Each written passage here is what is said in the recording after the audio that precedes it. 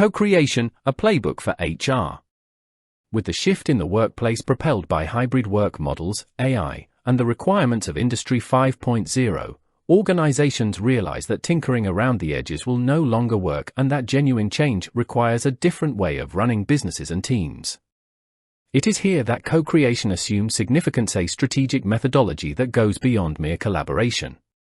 For the HR professionals, co-creation is not a fad but an indispensable tool to engage employees and spur innovation in confronting and responding to organizational change in the future of work. Co-creation, more than collaboration.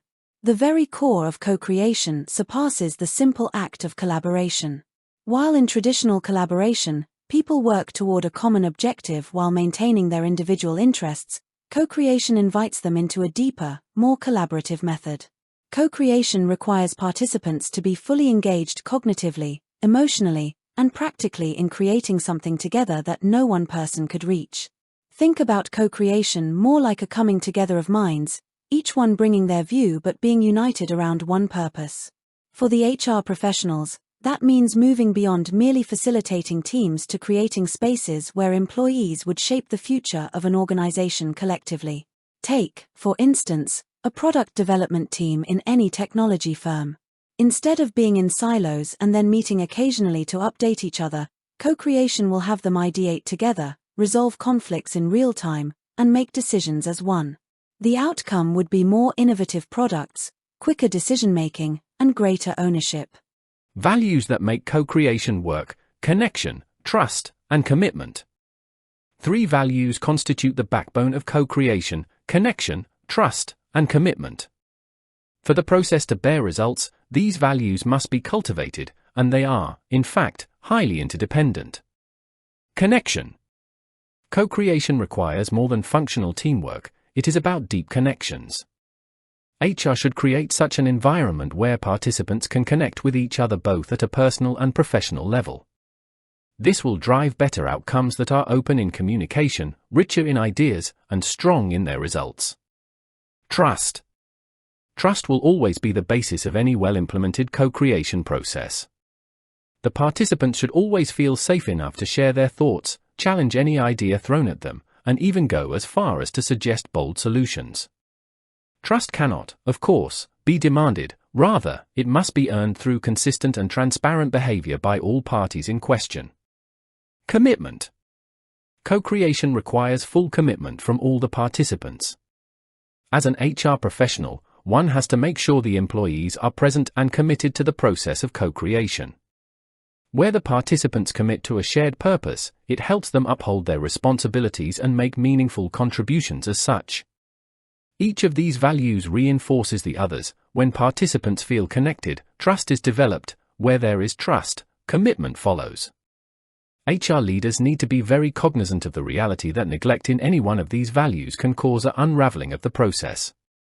Principles that work in co-creation.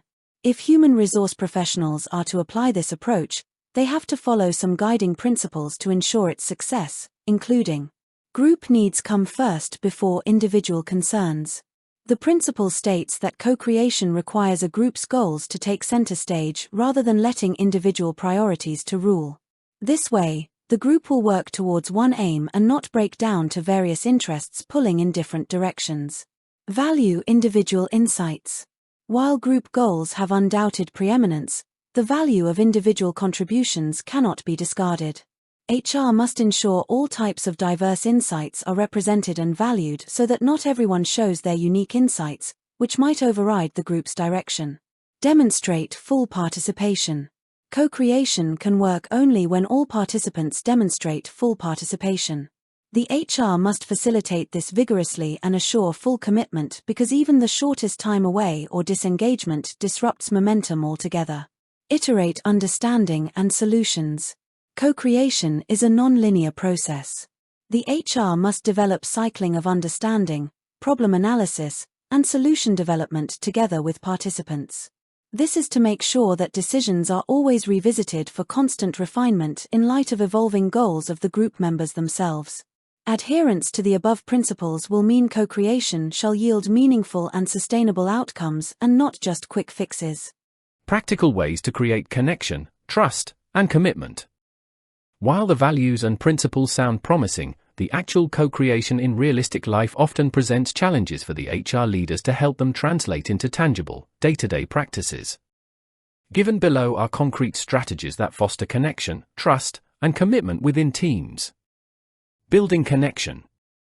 Structured activities can establish the personal connection at the outset.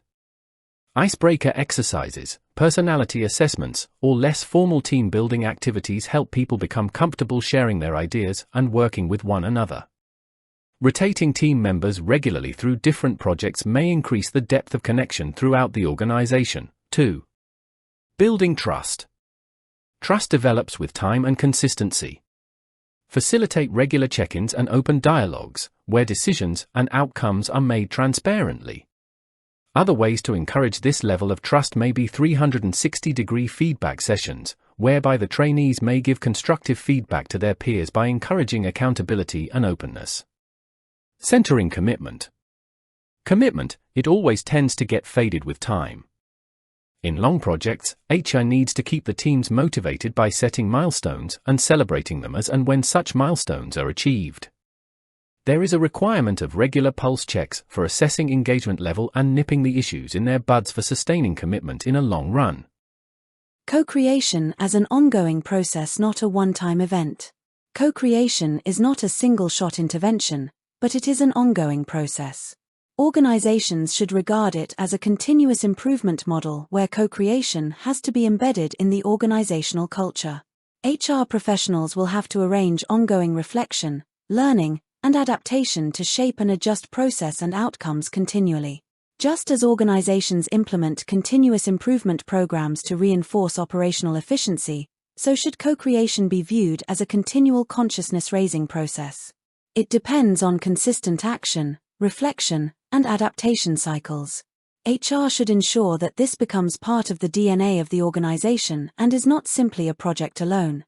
Real-world case study, co-creation in practice. A multinational telecom company faced with shrinking employee engagement in its wake of fast expansion. The traditional top-down approaches of management were not effective to deal with unique regional teams. HR began a process of co-creation in which employees of different regions came forward to create the organization's strategy on engagement. People were skeptical of the process at first, thinking no one would take their view seriously. Through facilitated processes, trust was developed as participants saw their input integrated into actual solutions. The level of engagement increased over time, and employee satisfaction scores measurably rose for the company as a whole. Here, co-creation did not just solve the immediate problem but changed how the company began approaching employee engagement throughout its worldwide operations. How HR leaders can drive co-creation. To the HR professionals willing to embed co-creation into their organizations, some of the following steps can guide the journey. Defining co-creation and communicating it. There has to be a clear articulation of what co-creation is to mean within the organization. Introductory sessions have to be organized to ensure that every employee is on the same page, the concept and the values which are driving it, and the role one is expected to play in the process, are explained to them. Create deep connections. Organize regular team-building activities and collaborative opportunities. Participants getting to know each other at deeper levels emotionally creates a foundation for co-creation. Ensure full participation. Explain the conditions of participation and commitment.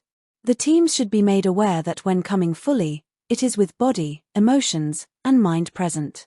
Creating iterative feedback loops provide an environment where co-creation is followed through with reflection and refinement.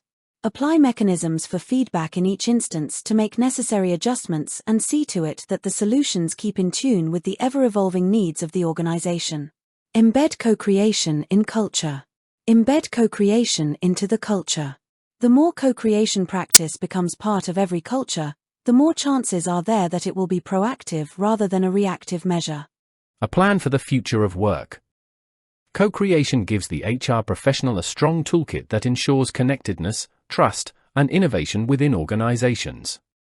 Much more than a methodology, this is a mindset, a way of thinking whereby teams can solve problems and co-create together for the good of the organization. Needless to say, that will not be an easy shift.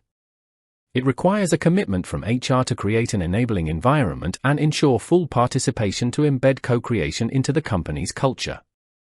What the future of work requires is something more than incremental improvement. It requires bold and collective innovation.